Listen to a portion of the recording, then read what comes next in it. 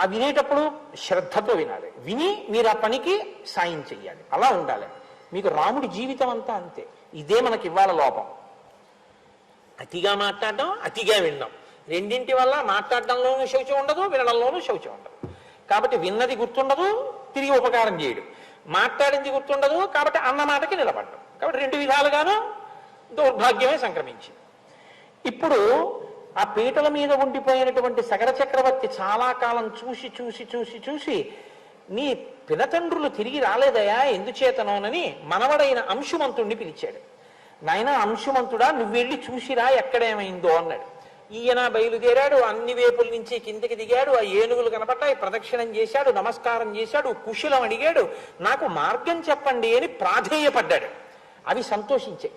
సంతోషించి నాయన నీకు మార్గం దొరుకుతుంది అన్నాయి. అంటే పెద్దలు కనపడినప్పుడు వాళ్ళని ఆశ్రయించి అభ్యర్థించవలసినటువంటి విధానంలో మాట్లాడిన మాటల చేత తృప్తి పొంది దిగ్గజములు ఆయనకి సహాయం చేసి ఇప్పుడు ఆయనకి కపిలాశ్రమం కనపడింది.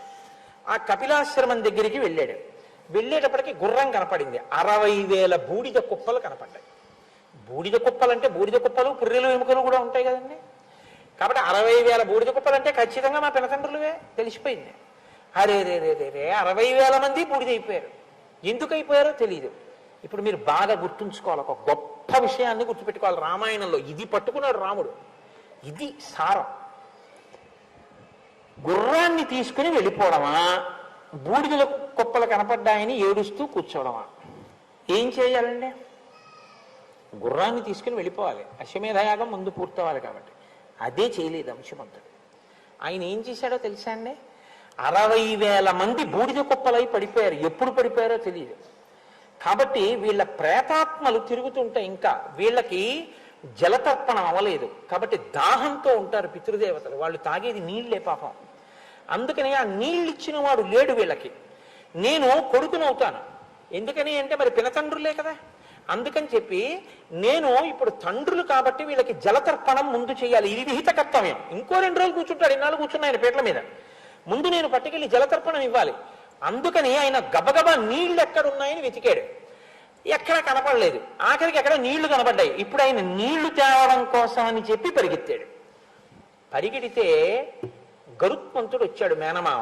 వచ్చి ఆయన అన్నాడు, కపిలేనా ప్రమేయేణ దగ్ధాహిమే మహాబలాః సలిలం నార్హసి ప్రాజ్ఞ దాతుమే శాంహి లౌకికం గంగా హిమవతో జ్యేష్ఠ దుహితా పురుషర్షభ తస్యాం కురు మహాబాహో పితॄణాం తు జలక్రియాన్ భస్మరాశి కృతాన్ ఏతాన్ ప్లావయే లోకపావని తయా క్లిన్నమిదం భస్మ గంగయా లోకకాంతయా షష్ఠిం పుత్ర సహస్రాణి స్వర్గలోకం నయిష్యతి సుపర్ణవచనం శ్రుత్వా శోంశుమానతివీర్యవాన్ తరితం హయమాదాయ పునరాయాన్ మహాయశాః.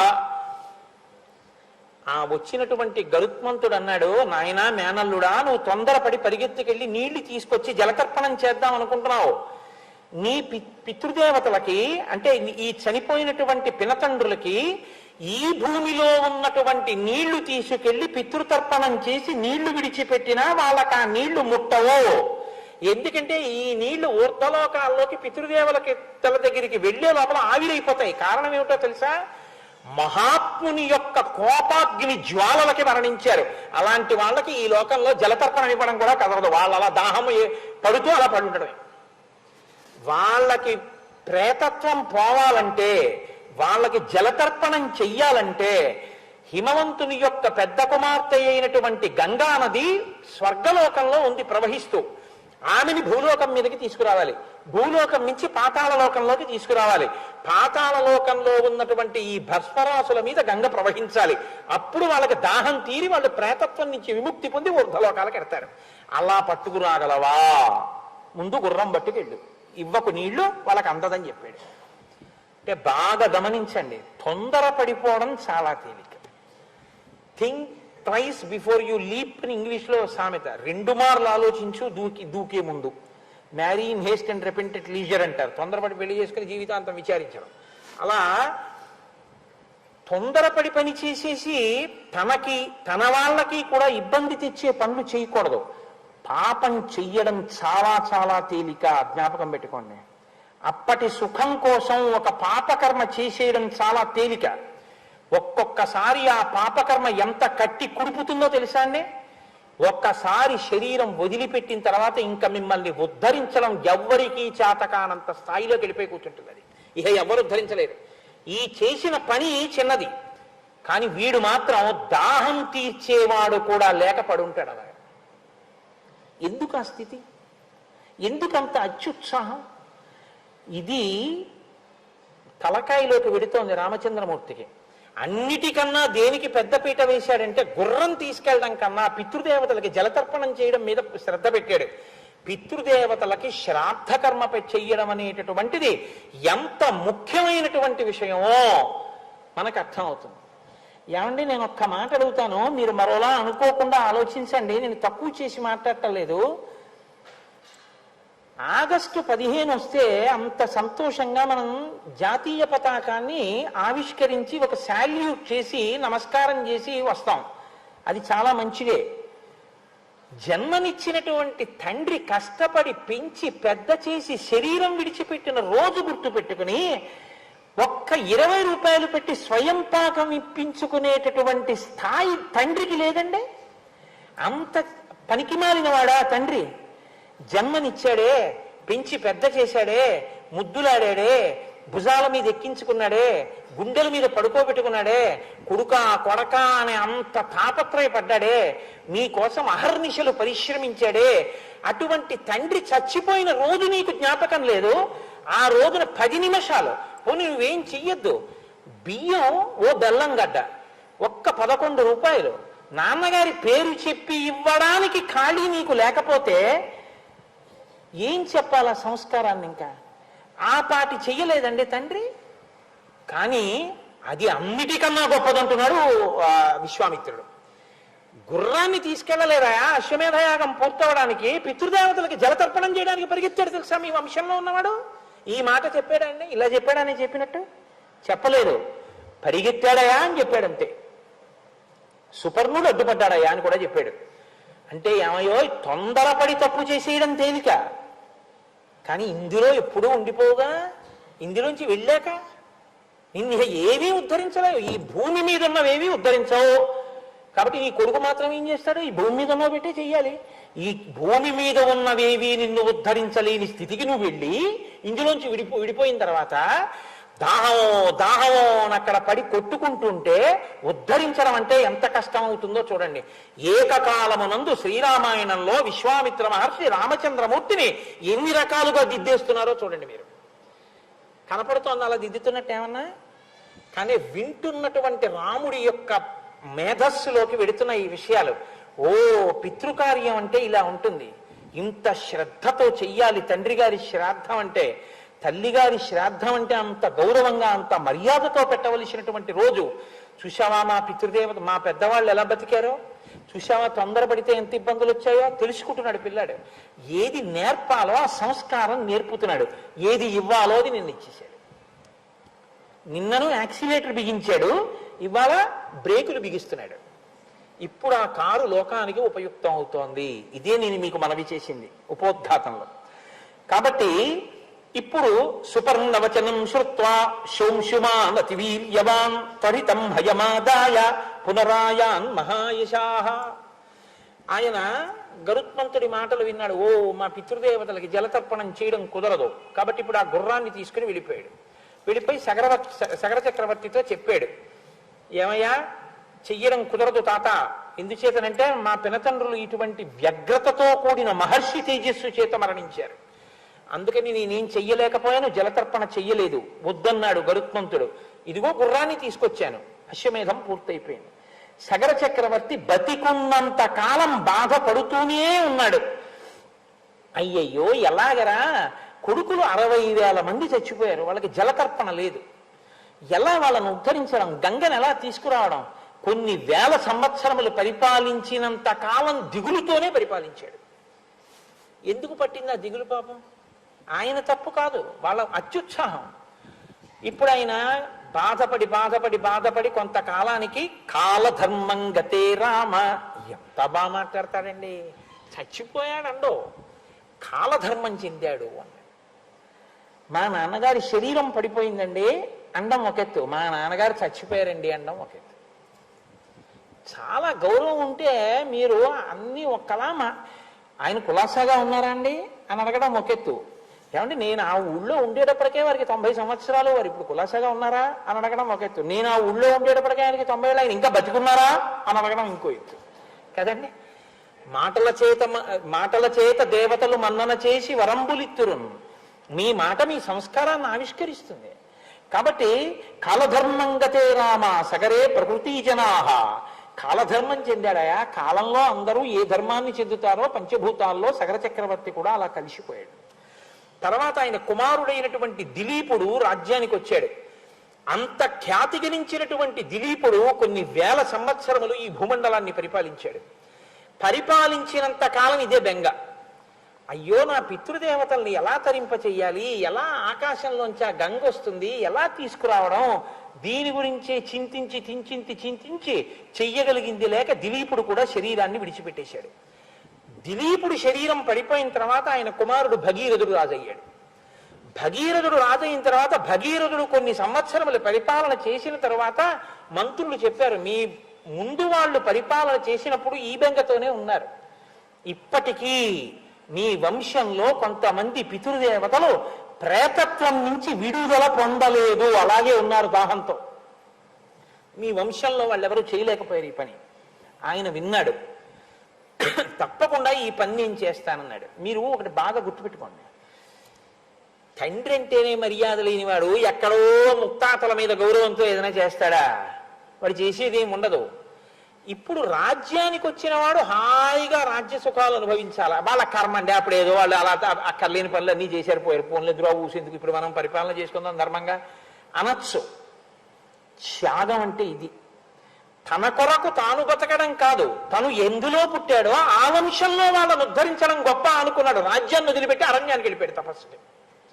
రామ, ఆ భగీరథుడు మీ వంశంలో వాడు. రాముడు చెప్తున్నాడు, విశ్వామిత్రుడు వింటున్నాడు. రామచంద్రమూర్తి, ఓ, తన వంశకర్తల్ని ఉద్ధరించడం కోసం రాజ్యాన్ని విడిచిపెట్టి తపస్సు చేశారు మా వాళ్ళు. ఇదే రామచంద్రమూర్తి. భరతుడికి రాజ్యం కావాలంటే తీసేసుకోమను, నేను ఇటు నుంచి అరణ్యాలకు వెళ్ళిపోతానన్నాడు. మీకు శ్రీరామాయణంలో తర్వాత రామచంద్రమూర్తి యొక్క సత్యధర్మ నిష్టంతా వశిష్ఠ విశ్వామిత్రులు మాట్లాడిన మాటల్లోంచి వచ్చినదే. గురువు అంటే అది, గురువు వాక్ అంటే అలా ఉంటుంది, వినేవాడు ఉంటే. కాబట్టి ఇప్పుడు ఆయన గోకర్ణ క్షేత్రాన్ని చేరాడు. నేను తీర్థయాత్రకు వెళ్ళినప్పుడు ఈ గోకర్ణ క్షేత్రం గురించి బస్సులో క్విజ్ పెట్టుకుంటూ వెళ్ళాం కూడా, రామాయణము గోకర్ణ క్షేత్రము అని.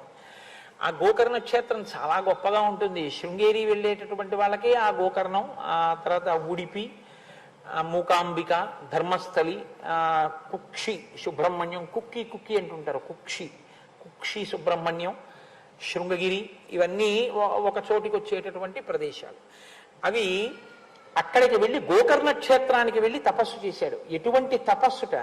ఊర్ధ్వబాహు పంచతపా మాసాహారో జితేంద్రియ తస్య వర్ష సహస్రాణి ఘోరే తపసి తిష్ఠిత. ఎవరో చేసినటువంటి పొరపాటు వంశంలో. ఈయన ఎంత కష్టపడుతున్నాడో చూడండి. ఊర్ధ్వబాహు, 2 చేతులు పైకెత్తాడు. పంచతపా, 4 వైపులా గ్రీష్మ ఋతువులో అగ్నిహోత్రాన్ని పెట్టుకుని కన్నులు ముయ్యకుండా సూర్యుడి వంక అలా చూస్తూ ఉన్నాడు. దీన్ని పంచాగ్నిహోత్ర తపస్సు అంటారు. పంచతప మాసాహారో, నెలకి ఒక్కరోజే ఆహారం తిన్నాడు. జితేంద్రియ, ఇంద్రియములను గెలిచి నిలబడ్డాడు. తస్య వర్ష సహస్రాన్ని 1000 ఏళ్ల తపస్సు చేశాడు. ఘోరే తపసి తిష్ఠిత, ఘోరమైన తపస్సులో బ్రహ్మగారి గురించి అలా నిలబడ్డాడు. ఇప్పుడు చతుర్ముఖ బ్రహ్మగారు ప్రీతి చెందారు. అబ్బా, ఎంత ఘోరమైన తపస్సు చేస్తున్నాడు రా. ఆయన దిగొచ్చారు. భగీరథ మహాభాగ ప్రీతస్తేహం జనీశ్వర తపసాచ సుతప్తేన వరం వరయసువ్రత. నాయనా, నీకేం కావాలి? నీ తపస్సు చేత ప్రీతి చెందాను, నీకేం కావాలో కోరుకో, ఇస్తానన్నారు.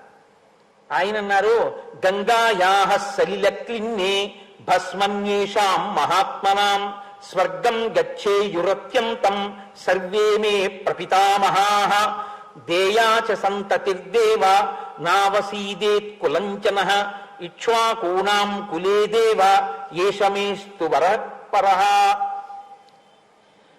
మా ప్రపితామహులైనటువంటి వారు పితృ పితామహ ప్రపితామహ. ప్రపితామహులైనటువంటి వాళ్ళంటే ముత్తాతలు దాహం కూడా తీరకుండా ప్రేతత్వం విడవడానికి వీలు లేకుండా పడున్నారు. కపిల మహర్షి యొక్క ఆగ్రహ జ్వాలలకు భస్మరాశులై వాళ్ళ నుంచి గంగ ప్రవహించాలి. అందుకని స్వర్గలోకం నుంచి గంగని విడిచిపెట్టండి. ఇది నా మొదటి వరం. 2, ఏమి ప్రారంధమో తెలియదు కానీ మా ఇక్ష్వాకు వంశంలో ఎప్పుడూ సంతానం కోసం ఇబ్బందులు పడుతున్నారు. మా ఇక్ష్వాకు వంశం సంతానానికి ఇబ్బంది పడకుండా మా వంశము ఎప్పుడూ సంతోషంగా పుత్రపౌత్రాభివృద్ధిగా ఉండేటట్టుగా అనుగ్రహించవలసింది. అంటే చతుర్ముఖ బ్రహ్మగారు చూసి అన్నారు, తప్పకుండా ఇందులో ఒక వరం నేను నీకు ఇచ్చేస్తున్నాను.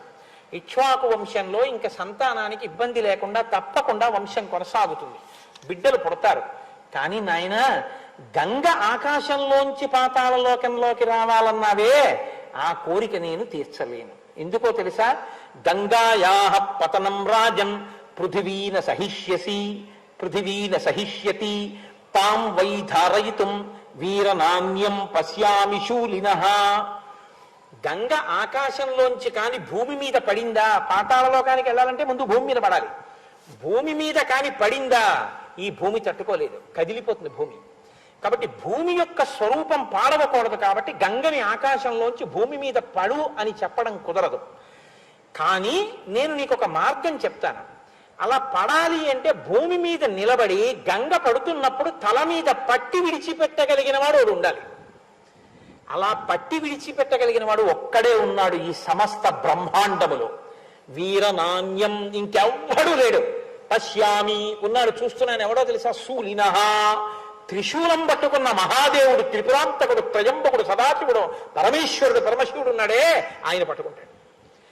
ఆయన కాని వచ్చి నిలబడ్డాడా, గంగ వచ్చి ఆయన తల మీద పడుతుంది. ఆయన తల మీద పడితే ఆయన తట్టుకోగలడు, భూమి కూడా తట్టుకోగలదు. ఆయన తల నుంచి కింద పడుతుంది. అందుకని పరమశివుడు వస్తే విడిచిపెట్టడం కుదురుతుంది. అంతకన్నా నేను ఏం చెప్పను, స్వస్తి అని లేచిపోయాడు. అంటే ఇప్పుడు ఏం చేయాలి? పరమశివుడిని అడగాలి కదా. ఎక్కడవుతుందిలే మన వల్ల, ఇప్పటికి 1000 ఏళ్ళు ఊర్ధ్వబాహు పంచతప మాసాహారో జితేంద్రియ, ఇంత తపస్సు చేశాం. మళ్ళీ ఇప్పుడు పరమశివుడి గురించి తపస్సు. ఇప్పుడు ఆయన కోసం తపస్సు చేస్తే ఆయన ఏమంటాడో, మళ్ళీ ఎందుకు వచ్చిన ప్రారంభం, వెళ్ళిపోతాను రాజ్యానికి, ఏదో ఒకటి సాధించానుగా అని వెళ్ళిపోవచ్చు. వెళ్ళలేదు. ఇది భగీరథ ప్రతిజ్ఞ అంటారు. నేను సాధించి తీరుతాను. పట్టుదలంటే ఎలా ఉంటుందో రామా చూడు. 1000 ఏళ్ళు తపస్సు చేసి మళ్ళీ శివుడి కోసం తపస్సు చేస్తున్నాడు. నీ వంశంలో వాడే చెప్తున్నాడు రామచంద్రమూర్తికి. ఓ, పట్టుదలంటే ఇలా ఉండాలన్నమాట, మొక్కలోని సాహసంతో ఉండాలన్నమాట. రాముడు నేర్చుకుంటున్నాడు, చెక్కుతున్నాడు విశ్వామిత్ర మహర్షి. మీరు రెండో కోణాన్ని కూడా చూస్తుండాలి, కేవలం రామాయణ కథ కింద వినేసేయకండి. కాబట్టి ఇప్పుడు మళ్ళీ వెళ్ళి పరమశివుడి గురించి తపస్సు మొదలుపెట్టాడు. ఊర్ధ్వబాహుర్నిలాలంబో వాయుభక్షో నిరాశ్రయ అచలస్థానువస్థిత్వా రాత్రిం దివమరిందమా. రాత్రి లేదు, పగలు లేదు, 2 చేతులు పైకి పెట్టి మాసాహారో, బ్రహ్మగారి గురించి తపస్సు చేసినప్పుడు నెలకోసారి ఆహారం తిన్నాడు. ఇప్పుడు ఆహారం లేదు. వాయుభక్షో, కేవలం గాలి తింటున్నాడు. నిరాశ్రయ, ఏమి ఆశ్రయం కూడా లేదు. అచలహ, కదలటం లేదు. స్థాణువత్, బిగిసిపోయినటువంటి విగ్రహం ఎలా ఉంటుందో అలా నిలబడ్డాడంతే. నిలబడి 2 చేతులు పైకెత్తి తదేకంగా పరమశివుడి గురించి తపస్సు చేశాడు. చేస్తే అలాంటి తపస్సు 1 సంవత్సరం పాటు చేశాట. చేస్తే పరమేశ్వరుడు ప్రీతి చెందాడు. ప్రీతస్తేహం నరశ్రేష్ఠ కరిష్యామి తమాప్రియం శిరసాధారయిష్యామి శైలరాజ సుతామహం. ఇది శంకరుడంటే. తండ్రితనం మహానుభావుడిది. ఆయన అన్నాడు, నీకేం కావాలి అని అడగలేదు. నాయన ప్రీతస్తేహం నరశ్రేష్ఠ, ఏమండి మీరంటే మాకు ఎంతో సంతోషంగా ఉంది, ఒకసారి కింద నించోండి, 1st ఫ్లోర్లోంచి నీళ్లు వస్తామంటే నించుంటారా? పరమశివుడు అంటే అది. ఆయన అంత పితృహృదయం ఉన్నవాడు, మహానుభావుడు. కాబట్టి తప్పకుండా నేను పట్టుకుంటానన్నాడు, అడగకుండా. రాజ సుతామహం అన్నాడు. సరే వెళ్ళాడు. అసలు ఆ నిలబడినటువంటి భంగిమ ఆశ్చర్యంగా ఉంటుందండి. ఆ భంగిమ ఉపాసన యోగ్యం, అద్భుతం. రెండు కాళ్ళు పక్కకి పెట్టి రెండు చేతులు ఇలా నడుం మీద వేసుకుని ఇలా తల కొద్దిగా పైకెత్తి ఇలా జటాజూటాన్ని కొంచెం విస్తరించి రా పడు జటాజూటంలో అన్నట్టుగా ఇలా నిలబడి ఉంటాడు. విజయవాడ కనకదుర్గమ్మ దేవాలయంలో ఉంటుంది అటువంటి మూర్తి. ఇలా చూస్తూ ఉంటాడు. ఇలా ఆయన వెళ్ళి నిలబడ్డాడు. వచ్చి పడు అని చూసిందిట పైనుంచి గంగమ్మ. చూసి అచింతయచ్చసాదేవి గంగా పరమదుర్ధరా విషామ్యహం హి పాతాళం శ్రోతసా గృహ్య శంకరం తస్యావలేపనం జ్ఞాత్వా క్రుద్ధస్తు భగవాన్ హరః తిరోభావయితుం బుద్ధిం చక్కిరే త్రినయనస్తదా సా తస్మిన్ పతితా పుణ్యే రుద్రస్య మూర్ధని హిమవత్ ప్రతిమే రామ జటామండలగహ్వరే సా కథం చిన్మహీం గంతుం న శక్నోద్యత్నమాస్థిత నైవ నిర్గమనం లేభే జటామండలమోహిత. ఆయన అలా నిలబడి పైకి చూస్తున్నాడు. గంగమ్మ పైనుంచి చూసిందిట. శంకరుడు నించున్నాడు, తపస్సు చేసి సాధించాడు, వెళ్ళు అన్నారు. ఇప్పుడు ఆవిడ ఒక విచిత్రమైన నవ్వు నవ్విందిట. నవ్వి అనుకుంది, పిచ్చాడు, ఏమిటో నన్ను పట్టుకుంటానని నించున్నాడుగా బ్రహ్మగారు అన్నారని వచ్చి నించుండిపోయాడు. ఏమిటో అనుకుంటున్నాడు. మొసళ్లతో, ఎండ్రకాయలతో, తాబేళ్లతో, పెద్ద పెద్ద పావులతో ఆకాశం నుంచి నేను పెద్ద ధారగా వెళ్ళి ఆయన జటామండలం మీద పడితే, తల మీద పడితే తల దిమ్మెక్కి కింద పడిపోతాడు. ఈడ్చేస్తాను పాతాళ లోకానికి. ఏమిటో నన్ను పట్టగలిగిన మొనగాడిని అనుకుని చూస్తున్నాడు. ఇంతోటి జటామండలం విప్పాడనుకుంది. ఆయన అనుకున్నట్ట, చూశాట పరమేశ్వరుడు. హరకృత్థ. ఆయనకి తెలియదండి ఎవరి మనసులో ఏముందో. ఓహో నేను పట్టలేననుకుంటోంది అనుకుని ఒక్కసారి తన జటాజూటాన్ని పెంచి నించున్నాడు. ఆవిడ సాకథం చిన్మహీం గంతుం న శక్నోద్యత్నమాస్థితః నైవ నిర్గమనం లేభే జటామండలమోహిత. కొన్ని సంవత్సరాల పాటు ఆకాశంలోంచి పడిన గంగ పరమశివుని యొక్క జటాజూటంలో తిరుగుతూనే ఉంది. చుక్క నీరు కింద పడలేదు. అలా కట్టేశాడంతే. ఇప్పుడు అనుకుందిట గంగతో పాటు మొసళ్ళు, ఎండ్రకాయలు, తాబేళ్లు, చేపలు, పావులు, రాక్షసులు ఇన్ని అందులో పట్టేస్తున్నాయి. దీన్నండి స్తోత్రం చేశాడు రావణాసురుడు.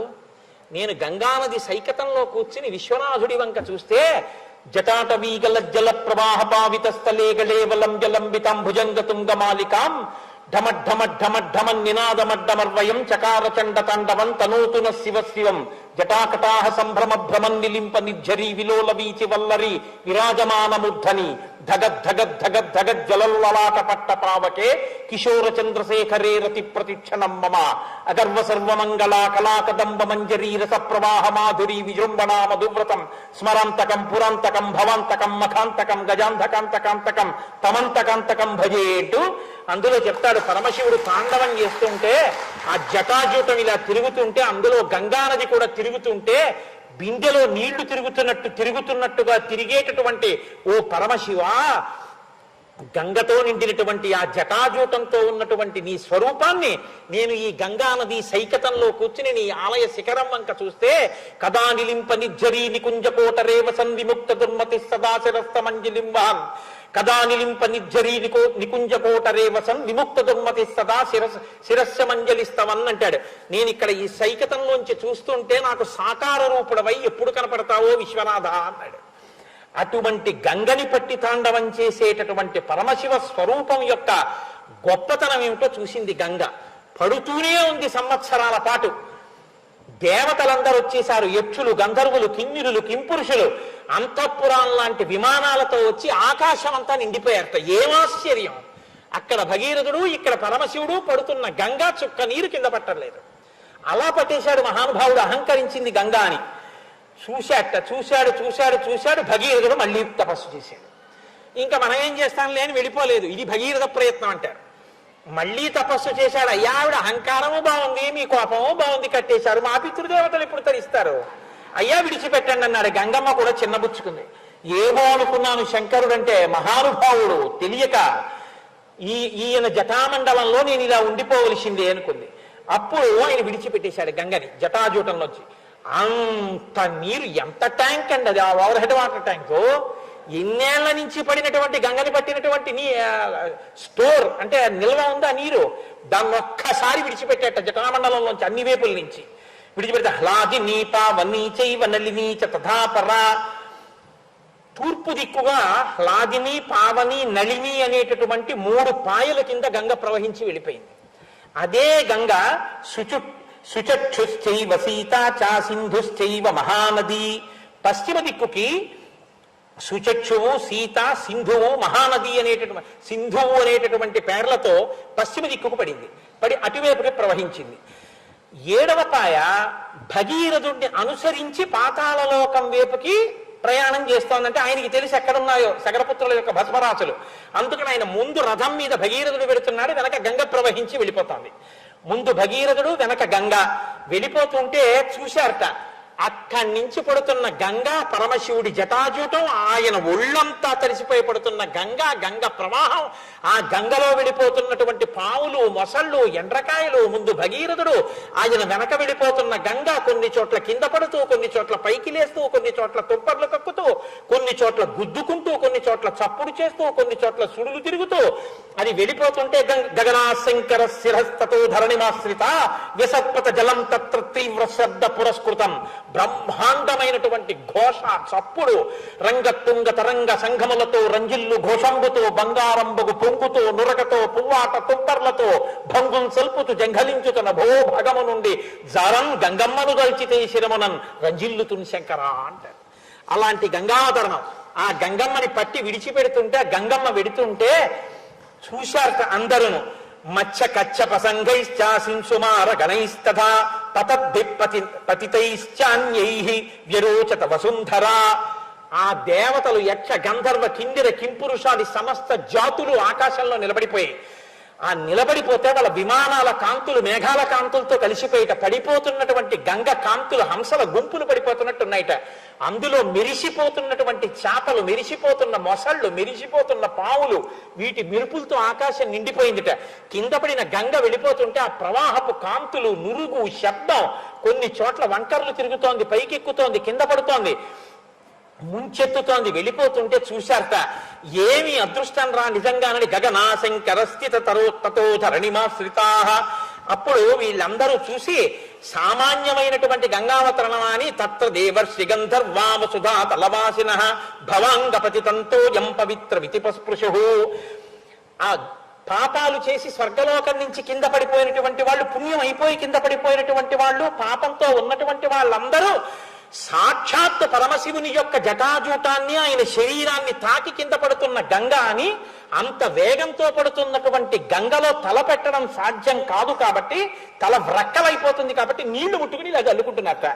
చల్లుకోగానే పాపరాశంతా దగ్ధమైపోయి మళ్ళీ వాళ్ళు విమానాల్లో ఊర్ధ్వలోకాలకు వెళ్ళిపోతున్నట్ట. ఊర్ధ్వలోకాల్లో ఉన్న వాళ్ళు ఇది చూసి, అమ్మ బాబోయ్, ఇటువంటి గంగ మనకి దొరుకుతుందా, ఇటువంటి సన్నివేశం దొరుకుతుందా, వెళ్ళి స్నానం చేద్దామని విమానాలు దిగిపోతున్నాయి, స్నానం చేస్తున్నారు, విమానాలు పైకెక్కేస్తున్నాయి. ఏమి గంగావతరణం, ఏమి ప్రవాహం. ముందు భగీరథుడు, వెనక గంగా చూసి తీరాలని గంగా ప్రవాహానికి 2 పక్కల ఒడ్ల మించి ఎన్ని వేల రథాలు వెళ్ళిపోతున్నాయి. ఇన్ని రథాల సవ్వడి, ఇంత గంగా ప్రవాహం. ముందు భగీరథుడు వెనక్కి చూస్తూ, వచ్చేస్తున్న గంగని చూస్తూ సంతోషపడిపోతూ వెళ్ళిపోతున్నాడు. ఇలా వెళ్ళిపోతుండగా మహానుభావుడు అక్కడ ఉన్నటువంటి జహ్ను మహర్షి యజ్ఞ కవాటంలో యజ్ఞం చేసుకుంటున్నాడు. అనుకోలేదు ఈ గంగా ప్రవాహం ఒక్కసారి వచ్చి ఆయన చేస్తున్నటువంటి యజ్ఞ వాటాన్నంతటినీ కూడా, అంటే యజ్ఞ ప్రదేశంలో ఉన్నటువంటి ఆ కుటీరాల్ని, అగ్నిగుండాల్ని అన్నిటినీ ముంచెత్తి తనతో పాటు తీసుకెళ్లిపోయేటప్పటికి తతో హి యజమానస్య జహ్నోరద్భుత కర్మణః గంగా సంప్లవయామాస యజ్ఞవాటం మహాత్మనః తతో దేవాః సగంధర్వా ఋషయశ్చ సువిస్మితాః పూజయంతి మహాత్మానం జిహ్నుం పురుషసత్తమం గంగాంచాపి నయంతి స్మ దుహితృత్వే మహాత్మనః. ఆయన గంగ ఇంత ప్రవాహంతో వచ్చి యజ్ఞవాటాన్ని ముంచెత్తడంతో కోపం వచ్చి ఒక్కసారి ఆ గంగ అంతటిని ఆచమనం చేసి లోపలికి తాగేశాడు. ఇప్పటి వరకు ఆకాశంలో చూస్తున్న వాళ్ళు, గంగ వెంట పరిగెత్తుకొస్తున్న వాళ్ళు ఇలా చూసేటప్పటికీ గంగ లేదు, ఎండిపోయింది మొత్తం భూమి. అయ్య బాబోయ్, ఇదేమిటి జహ్ను మహర్షి ఇలా తాగేశాడు, చప్పుడు ఆగిపోయింది. వెనకాతల ప్రవాహం లేదు. భగీరథుడు ఇదా వెనక్కి చూశాడు, ఏమీ లేదు, భూమి హిమాలయాల వరకు. ఏమైపోయింది గంగను చూశాడు. జహ్ను మహర్షి లోపలికి బుచ్చేసుకున్నారు గంగను అన్నారు. అప్పుడు దేవతలు, యక్షులు, గంధర్వులు, కిన్నెరులు, కింపురుషులు, దేవతలు, భగీరథులు అందరూ వెళ్ళి జహ్ను మహర్షి కాళ్ళ మీద పడ్డారు. మహానుభావ, ఎంత కష్టపడి తీసుకొచ్చానో తెలుసా నా పితృదేవతల కోసం, పాతాళానికి తీసుకెడుతున్నాను, నువ్వు తాగేశావు. మహానుభావ, నా మీద కారుణ్యం వహించి విడిచిపెట్టవయ్యా, ప్రవాహానికి లక్షణం కదా ముంచెత్తడం, నన్ను క్షమించి విడిచిపెట్టన్నారు. తప్పకుండా విడిచిపెట్టేస్తానని చెప్పి తన కుడి చెవిలోంచి గంగధారనంతటిని మళ్ళీ వదిలిపెట్టేశాడు. జహ్ను మహర్షి యొక్క కుడి చెవిలోంచి పుట్టింది కాబట్టి తస్మాత్ జహ్నుసుతా గంగా ప్రోచ్యతే జాహ్నవీతి చ జగామచ పునర్గంగా భగీరథ రథానుగా. అంతే. ఇప్పుడు పరమశివుడు యొక్క తలమించి పడి ఇలా వచ్చి ఆయన నోట్లోకి తాగబడి మళ్ళీ ఆయన కుడి చెవిలోంచి విడిచిపెట్టబడి మళ్ళీ భగీరథుడి యొక్క రథం వెనకాల వెళ్ళిపోతుంది. ఇలా వెళ్ళిపోతున్నటువంటి గంగా ప్రవాహాన్ని చూసి ఇంకో అద్భుతం, చూడండి చూడండి ఆయన చెవిలోంచి ఎలా వచ్చేస్తుందో గంగా. ఆయన శరీరంలోంచి పుట్టింది కాబట్టి వీడికి జాహ్నవి అని పిలుద్దామన్నారట. జాహ్నవి జాహ్నవి అని అందరూ పువ్వులేసి పూజ చేశారు. ముందు భగీరథుడు మళ్ళీ సంతోషంగా వెళుతున్నాడు, మళ్ళీ గంగ వెళ్ళిపోతుంది. మళ్ళీ దేవతలు ఆశ్చర్యపోయారు, మళ్ళీ గంగ పరిగెత్తింది, మళ్ళీ అందరూ పరిగెత్తున్నారు. మళ్ళీ రథాలు, మళ్ళీ స్నానాలు, మళ్ళీ పైకి వెళ్ళేవాడు, మళ్ళీ కిందకి వెళ్ళేవాడు. గంగావతరణం అంటే అదో పెద్ద హడావిడితో కూడుకున్న విశేషం అండి. ఆఖరికి అందరూ కలిసి వెళ్ళారు. వెళ్ళి భగీరథుడు పాతాళ లోకంలో పితృదేవతల యొక్క భస్మ రాసులు పడి ఉన్నటువంటి ప్రాంతం దగ్గరికి వెళ్ళి రథాన్ని పక్కకి పెట్టాడు.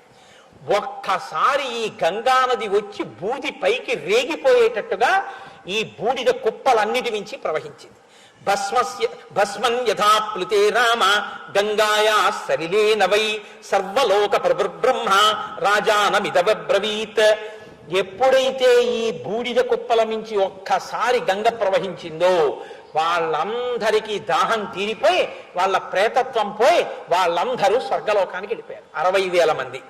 అప్పుడు పరిగెత్తుకుంటూ చతుర్ముఖ బ్రహ్మగారు హంసవాహనం ఎక్కి వచ్చాడు.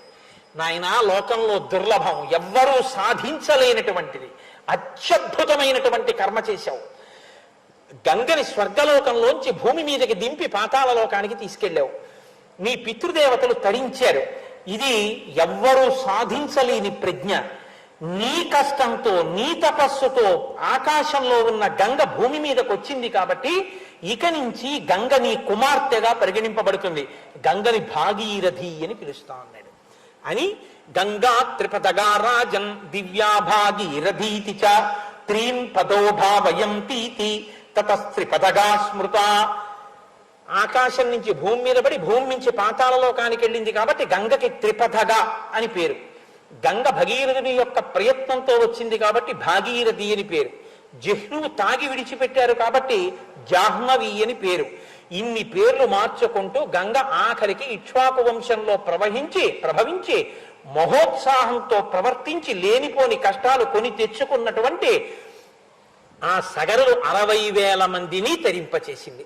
అటువంటి గంగ భూలోకం మీదకొచ్చినటువంటి ఈ కథావృత్తాంతం ఏదైతే ఉందో, ఏషతే రామ గంగాయ విస్తరో విహితోమయా స్వస్తి ప్రాప్నుహి భద్రం తే సంధ్యాకాలోతి వర్తతే అని నోరు తెరుచుకు వింటున్నాడు రామచంద్రమూర్తి. రామా, ఇది గంగావతరణం, విన్నావా? సంధ్యాకాలం దాటిపోతోంది, లే సంధ్యావందనం చేద్దాం అన్నాడు. లేచాడు. కానీ రామచంద్రమూర్తి మనసంతా నిండిపోయింది. అబ్బా, ఏమి మా పితృదేవతలు, ఏమి ప్రయత్నం, ఏమి గంగావతరణం! ఇంతటి కీర్తి సాధించిన మహాపురుషులు, ఇంతటి స్థితిని పొందినవారు, ఇటువంటి వారు నా పితృదేవతలై ఉన్నారు. నేను ఎంత గౌరవంగా ప్రవర్తించాలి, వాళ్ళ కీర్తిని నేను ఎంత నిలబెట్టాలి. చిన్న పిల్లాడు ఆ వంశం గురించి విని నాకు ఎంత బాధ్యత ఉందో అనుకుంటున్నాడు. చెక్కాడు విశ్వామిత్రుడు. ఇన్ని చెప్పాడు కదా అని విని విని అలసిపోయావని ఇంకా చెప్పలేదు. సంధ్యాకాలం దాటిపోతోంది నాయన, లే. విహిత కర్మాచరణం మాత్రం విడిచిపెట్టాడు. సంధ్యావందనానికి లేవలసింది, లే పద సంధ్యావందనం చేసుకొద్దాం, కాలం దాటిపోతోందని. ఇప్పుడు వాల్మీకి మహర్షి అంటారు, ఆయన ఎప్పుడు ఫలశ్రుతి చెప్పరు అసలు. ఆయన అన్నారు, ధన్యం యశస్వమాయుష్యం పుత్రం స్వర్గమతీవచ యశ్రావయతి విప్రేషు క్షత్రియేష్వితరేషు చ ప్రీయంతే పితరస్తస్య ప్రీయంతే దైవతాని చ ఇదమాఖ్యానమవ్యగ్రో గంగావతరణం శుభం యశృణోతి చకాకుత్స సర్వాన్ కామ అనువాప్నుయాత్ సర్వే పాపాః ప్రణశ్యంతి ఆయు కీర్తిశ్చ వర్ధతే. వాల్మీకి మహర్షి ఇన్ని చెప్పాలి అంటే అది ఎంత పవిత్రమైన ఆఖ్యానమై ఉంటుందో మీరు ఆలోచించండి. రామ, ఎవరైతే ఈ గంగావతరణాన్ని ప్రశస్తమైన మనస్సుతో అంటే నమ్మకంతో కూర్చుని నమస్కరించి విని సంతోషిస్తున్నారో వాళ్ళకి ధన్యం, వాళ్ళు ధన్యులవుతారు. యశస్వం, కీర్తివంతులవుతారు. ఆయుష్యం, వాళ్ళకి ఆయుర్దాయం కలుగుతుంది. పుత్ర్యం స్వర్గమతి చత, ఈ శరీరం పడిపోయిన తర్వాత వాళ్ళు స్వర్గలోకాన్ని పొందుతారు. యశ్రావయతి విప్రేషు క్షత్రియేషు ఇతరేషు చ, ఇది విన్నటువంటి సమస్త మనుష్యులు ఎవరు విన్నారో వాళ్ళందరూ వాళ్ళు ఏ ఏ సంప్రదాయాలకు ఏ ఏ కులములకు చెందిన వారైనా సరే అందరూ కూడా ప్రియంతే పితరస్తస్య, గంగావతరణం కథ జీవితంలో విన్న రోజున వాళ్ళ పితృదేవతలందరూ ఎంతో సంతోషిస్తారు. మా వాళ్ళు ఇవాళ గంగావతరణం విన్నారు అని. ప్రియంతే పితరస్తస్య ప్రియంతే దైవతానిచ, అక్కడ ఉన్నటువంటి దేవతలందరూ సంతోషిస్తారు. గంగావతరణం చెప్పినా గంగావతరణం విన్నా ఆ ప్రాంగణంలో ఉన్న దేవతలందరూ మురిసిపోయేది ఎప్పుడంటే గంగావతరణం చెప్పిన రోజున మురిసిపోతారట. కాబట్టి ప్రియంతే దైవతానిచ ఇదమాఖ్యానమవ్యగ్రో గంగావతరణం శుభం. అటువంటి ఈ గంగావతరణం శుభప్రదమైనటువంటి ఘట్టాన్ని రామా నువ్వు వివరించినదా, రామునికి విశ్వామిత్రుని చేత వివరింపబడిన దానిని విని ధన్యులవుతారు. యశృణోతి చకాకుత్స సర్వాన్ కామ అనువాప్నుయాత్, గంగావతరణ ఘట్టాన్ని విన్నటువంటి వాళ్ళకి ఏవి అభ్యున్నతి కల్పిస్తాయో అటువంటి కోరికలన్నీ కూడా తీరుతాయి. సర్వే పాపాః ప్రణశ్యంతి, చేసిన పాపములు ఏవైనా ఉంటే గంగావతరణం వినడం చేత పాపాలు పోతాయి. ఆయు కీర్తిశ్చ వర్ధతే, ఆయువు కీర్తి వర్ధిల్లుతాయి. ఇంత గొప్ప గంగావతరణాన్ని విశ్వామిత్ర మహర్షి రామచంద్రమూర్తికి చెప్తే ఆ గంగావతరణ ఘట్టానికి వాల్మీకి మహర్షి ఫలశ్రుతి చెప్తే ఆ రామచంద్రమూర్తి యొక్క అనుగ్రహ విశేషం చేత సంపూర్ణ రామాయణ ప్రవచనాంతర్గతంగా ఇవాళ మనం ఆ గంగావతరణ ఘట్టాన్ని యథాశక్తి చెప్పుకుని వినగలిగాం. దీని తరువాత ఆ గంగానది మీద పడవలో ప్రయాణం చేసి మరునాడు విడుతున్నటువంటి రామచంద్రమూర్తికి ఆ గంగని చూస్తుంటే ఎంత సంతోషంగా ఉంటుందో మీరు ఆలోచించండి. ఇది కాశీపట్టణానికి వెళ్ళినప్పుడు ప్రత్యేకం పడవ చేసుకుని గంగ దాటి గంగ మధ్యలో ఉన్న సైకతంలో కూర్చుని గంగా నది వంక చూస్తూ గంగావతరణం చెప్పుకుంటేనే మేమంత ఆనందపడిపోయాం ఒక రోజున. అలాంటిది ఈ గంగావతరణం విని తన వంశం వాళ్ళు తీసుకొచ్చిన గంగా అని అందులో ప్రయాణం చేస్తుంటే రామచంద్రమూర్తి ఆ రోజున ఎంత సంతోషపడి